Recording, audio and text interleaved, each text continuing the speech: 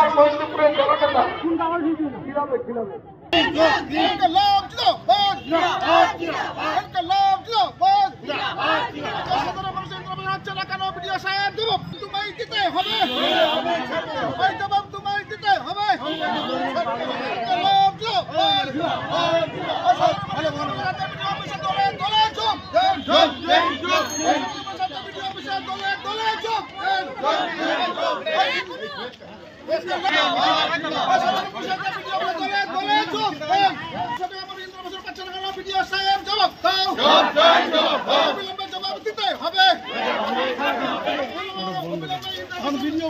করতে হবে।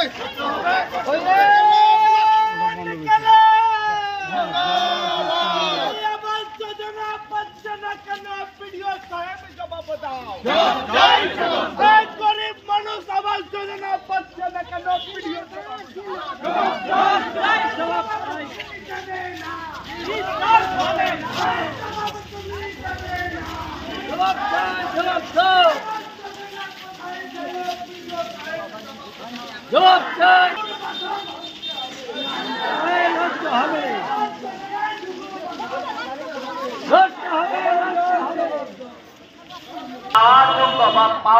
প্রাপ্য পাওয়ার যোগ্য রয়েছেন তাদের জন্য আজকে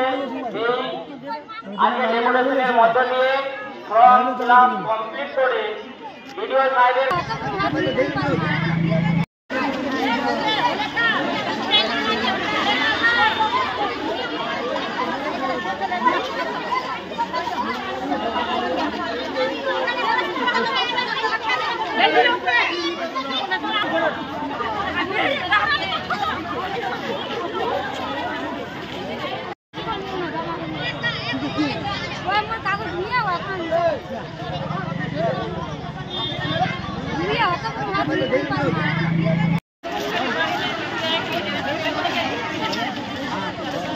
ভালো করে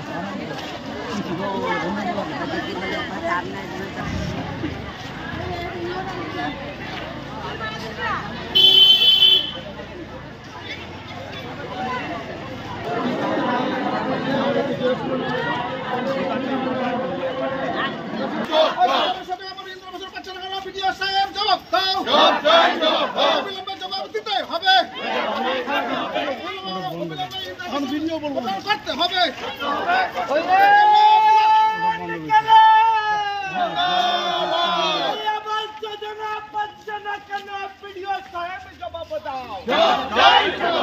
গরিব মানুষ আবাস যোজনা পাচ্ছে না কেন?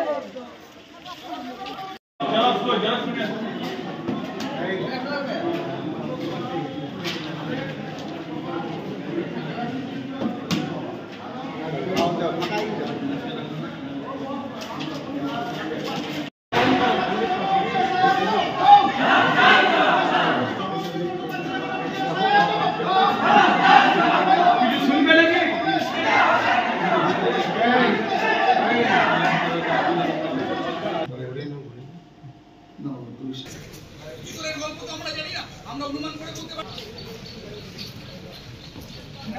আমরা বিগত 5 বছর আগে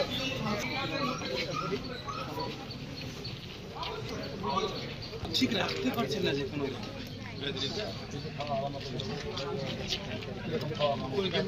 মানে শুনলাম যে সব কাগজ ঘর দুয়ারের কাগজ জমা হয়। জমা করলেন? জমা করলাম, বারবার করেছি, 5-6 বার কাগজ জমা করেছি। আমার পঞ্চায়েতের সামনেই বাড়ি, সবার বাড়ি হচ্ছে 2 তলা 3 তলা, যারা জোর বাড়ি হচ্ছে। আমার ভাঙাচোরা বাড়িতে আমি 5টা পরিবার নিয়ে ভুটভুটি চালাই, সংসার চালাই, খাই, কিন্তু আমার বাড়ি হয় না। আপনি কি এর আগে কোনো বাড়ি পাননি? না, এর আগে কোনো বাড়ি পাইনি আমি। তাহলে এখন আপনি কোন ঘরে থাকছেন? আমি এখন ভাঙাচোরা রাতের বাড়িতে থাকি। কতজন আছে পরিবারে আপনার? আমার পরিবারে আছে আমার 2 ছেলে 1 মেয়ে আর স্বামী স্ত্রী আমি। আর আপনার বাড়িটা কোন জায়গায় আছে? আমার পঞ্চায়েতের সামনেই বাড়ি আছে। তাহলে পঞ্চায়েত জানলা খুলে তো আপনি দেখতে পাবে তো আপনার বাড়িটাকে। পঞ্চায়েত জানলা খুললে আমার বাড়ি দেখতে পাবে। তো তারা কোনো ব্যবস্থা নিচ্ছে না? না, প্রধান মেম্বার কোনো গুরুত্বই দেয় না। আপনি কি জানাননি এর আগে? আমি অনেকবার জানিয়েছি, কিন্তু কোনো কথা শুনে না এরা। তাহলে এই যে সরকারের যে তালিকায় নামগুলো এসে আবাস তালিকায় এই যে সার্ভে হলো যে, হ্যাঁ, তাহলে কারা বাড়িগুলো পাচ্ছেন? ওই যে বললাম তো, 2 তলা 3 তলা যার বাড়ি ওরাই পাচ্ছে। আমরা ভাঙাচোরা অফিসের সামনে বাড়ি আছে, তাও আমরা বাড়ি পাচ্ছি না। তাহলে আপনি কি গরিব মানুষ টাকা দিতে পারছেন না বলেই কি বাড়ি হচ্ছে না আপনার? ওইটাই, আমরা টাকা দিতে পারবো না, এই জন্য আমাদের বাড়ি হচ্ছে না।